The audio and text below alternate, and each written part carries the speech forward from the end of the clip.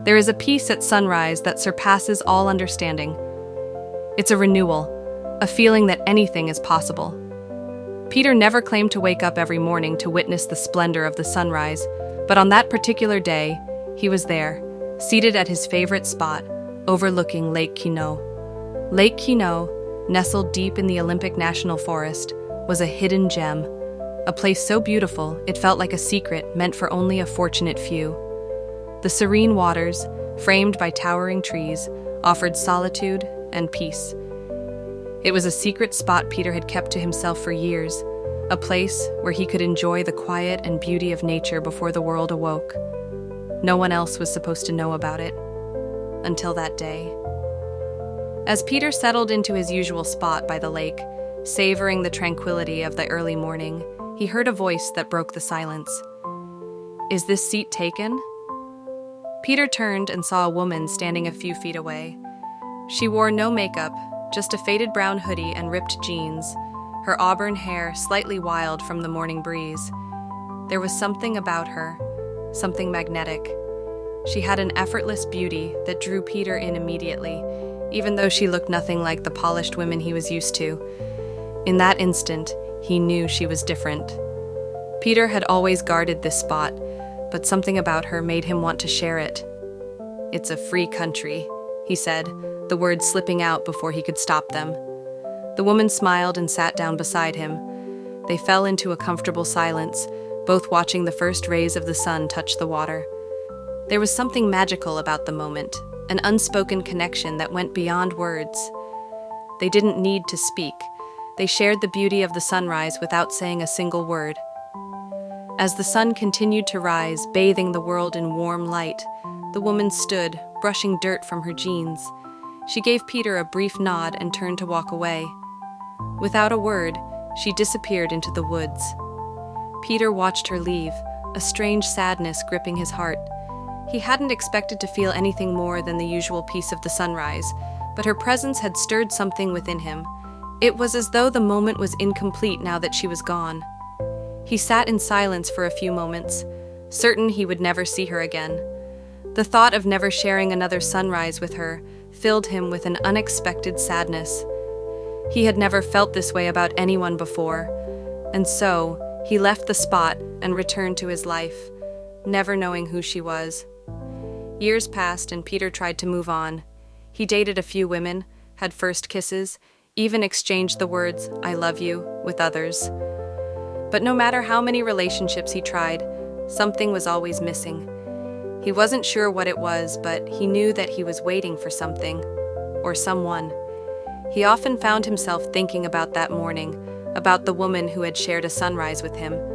He returned to Lake Quinault many times, each time hoping to feel that same connection again.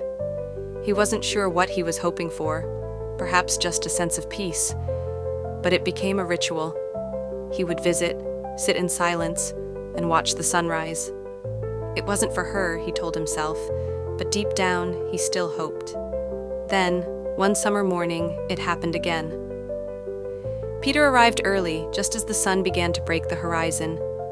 As he settled into his spot, ready to enjoy the peace he had so longed for, he heard the same voice again. "Is this seat taken?" Peter turned in disbelief. There she was, Delilah. It was as if no time had passed at all. She was the same, her auburn hair wild in the morning breeze, her casual clothes unpretentious, yet charming. His heart raced, but he kept his composure. "It's a free country," he replied, his voice steady. She smiled and sat down beside him. Once again, they shared the silence, the sunrise, and the connection that neither of them could explain. It was as though they were the only two people in the world. Peter couldn't believe it. 5 years had passed, yet here she was again, as if fate had brought them back together. This time, Peter wasn't going to let the moment slip away. When the sun had finished its rise and Delilah stood to leave, Peter stood with her. "My name's Peter," he said, his voice softer than usual. "I don't like coffee, but I'd really like to have a cup with you." Delilah looked at him for a moment, a smile tugging at her lips. "My name's Delilah, and I'd be glad to share a cup of joe." Peter's heart swelled. There was something about her, something about the way she spoke, the way she had so casually accepted his invitation, that made him certain he was meant to be with her. In that moment he knew, all the relationships before had been nothing compared to what he was feeling now. Peter and Delilah's relationship grew naturally from there. Coffee turned into dinner dates, and dinner dates became regular outings. They built a life together. As time passed, Peter realized he had never truly known love before. This was different. It was real. Years went by. They shared a home, traveled together, and enjoyed the little things. Lake Quinault remained their special place, a reminder of the first time their paths had crossed.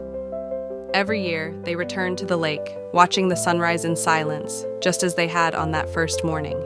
It was their tradition. But as time often does, it began to take its toll. The last trip to the lake was different. Delilah had grown older, and the journey to their secret spot had become harder for her. Still, Peter helped her, just as he always had. They reached their spot by the lake, and they sat together, waiting for the sun to rise.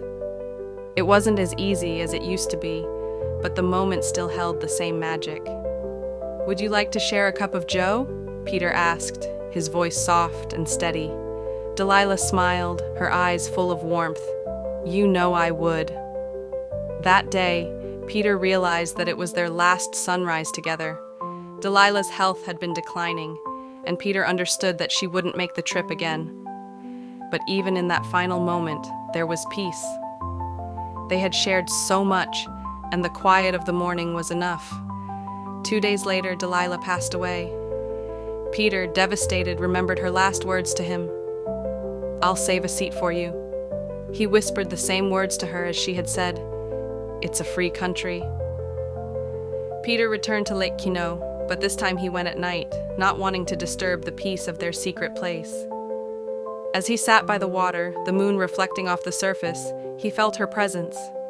It was as if she was still there, watching the world with him, sharing in the quiet comfort that had always been theirs. Peter knew one day he would be reunited with her. Until then, he would sit by the lake, holding on to the memories of their shared sunrises, knowing she was never truly gone.